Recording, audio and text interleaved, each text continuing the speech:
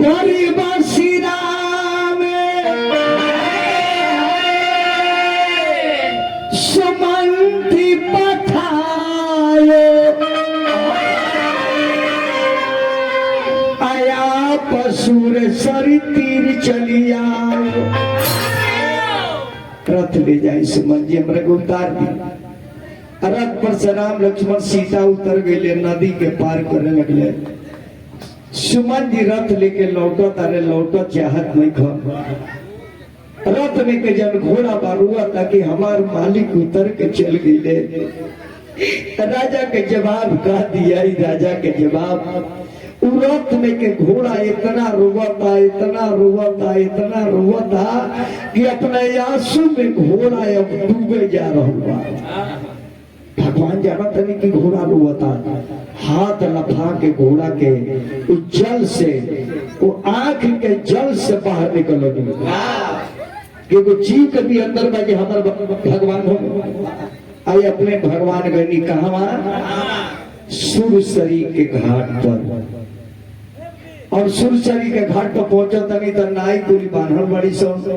घाटवार की भैया नहीं है। तले मलाह लोग के राजा निषाद राजगुरु देखली कि दुनिया के मालिक तीनों प्राणी यार हो बनी घाट पर कोनो हमार खेवे लहिए नहीं खे। अब जन मलाह के राजा रोले लगले चिल्लाए, ए मलाह खटमल कहा महाराज, अरे हमें आओ देख तो ना घाट पर क्वेश्चन प्रोसीजर आई बड़े।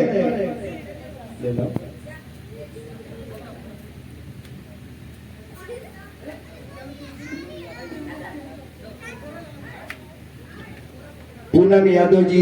विश्वनाथ चाचा के नाती बनी 1 रुपया दिल बनी बबनी के शुभकामना। अब मला बेचारा केवट आई जगलस के हरी दुनिया के मालिक राम जी आदत बनी भगवान बनी चले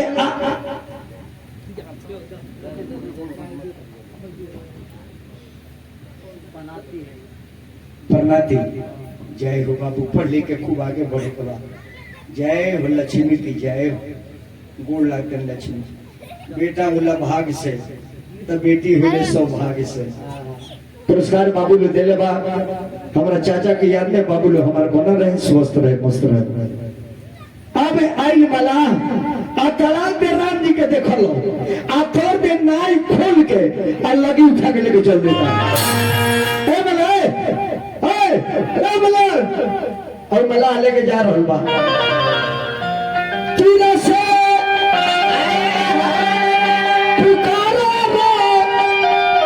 रघुरैया मलहवा हो भैया, अरे हेले लाभ नहीं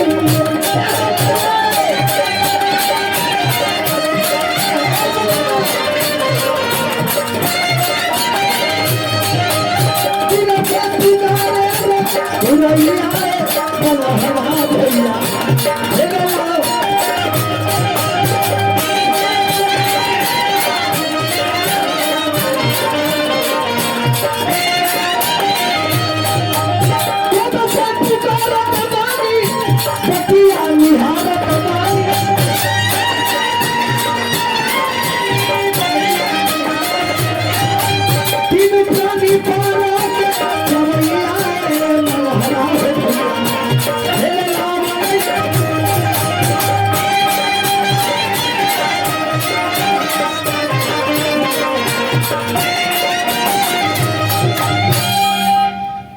मलाई नाई घुमावत नहीं है। भगवान पुकारत नहीं, ए मला भाई,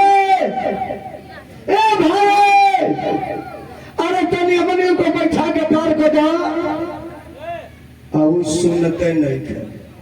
और लक्ष्मण जी के देह में प्रेशर बढ़ता। दुनिया मालिक भैया हमारे इतना निवेदन को तनी उ लेके भागता। तने लक्ष्मण जी तर्क से तीर घींच ले बाड़े और पर भीड़ औले बारे एक बान मारे तो अब सटाक दिया जाइए। आ तले मलाह के आंख बड़ा तेज है, मलाह देख ले बा चले बाबान तारा से कितने घाट पर आवेले रोज उका के गर्दनिया के भेज दिले।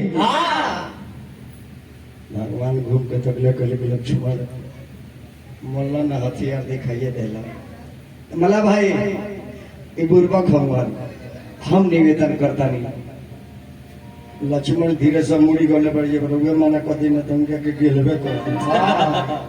भगवान करी के मलाई कर बात छोड़ो अरे माना बचनिया हमारा अरे धर्म होई हो के मत भैया तू माना तो भैया तीनों प्राणी बानी हमनी तुम्हारा से हम अर्जी करीले अरे मर्जी करना एक बार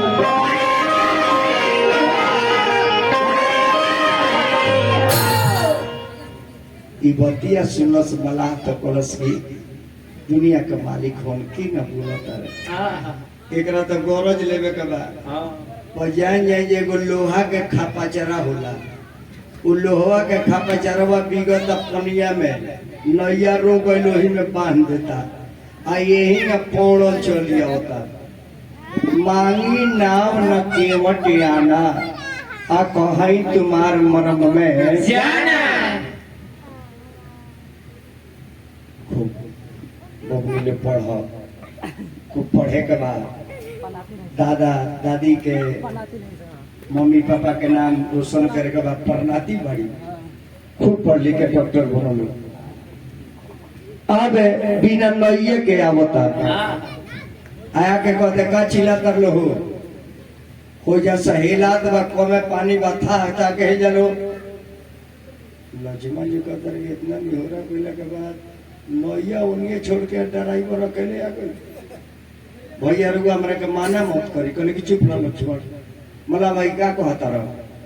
कहे भैया हेरत रह जलो अब लक्ष्मण जी पूरा गौरव मर की भैया के बेइज्जती करता तले लक्ष्मण के डांट देता चुप रह बड़ा बोलता रहे एंगे जुगाड़ धके तन देता रहो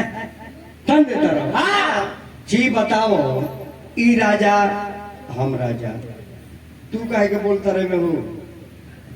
लक्ष्मण जी करे के हमरा के छाट देता रही तब कहता बोलबो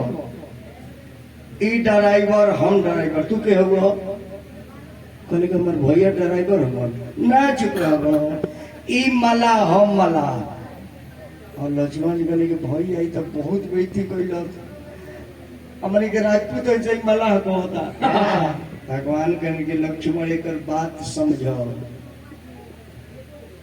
कही तुम्हार मरम में जानी जीव हमार मरम ऋषि महर्षि ना जानेला आई कहता कि मरम रह जानता नहीं तो सोचे जी का बा तो लक्ष्मण तो कलस के हो तारा याद बा तू बड़ी खतरनाक आदमी बड़ो एकरा पहले तारा याद बा एकरा पहले जन्म में का रोलो तो भैया हमरो जानकारी कोई दे बा एकरा पहले तू नाग रलो साली तार भैया बैठो रले हो हम कछुआ बन के नगनी तारा भैया के चरण छुए खाती त तू फोफिया देलो तो डरे भागनी आज केतनो बोबी अइबो तो भागबो गबना हम यही के इंतजार में बानी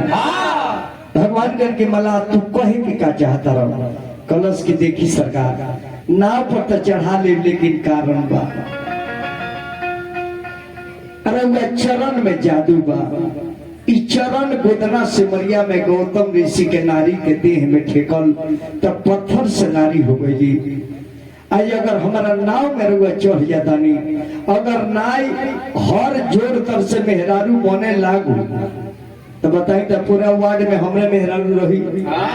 चढ़ाए लेकिन एगो शर्त बा अरे बाद में चढ़ाए तो नैया गोसैया पहले अपन पैया धोआई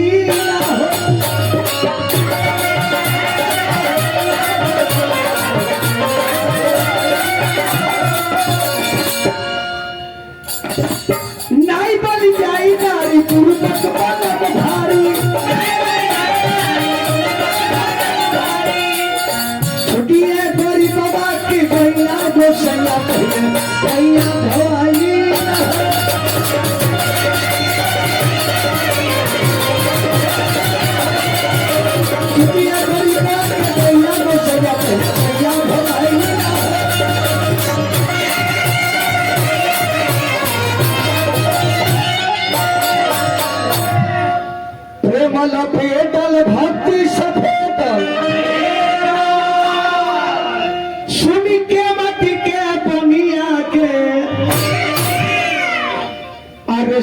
जाके पिया के हुल से लजिया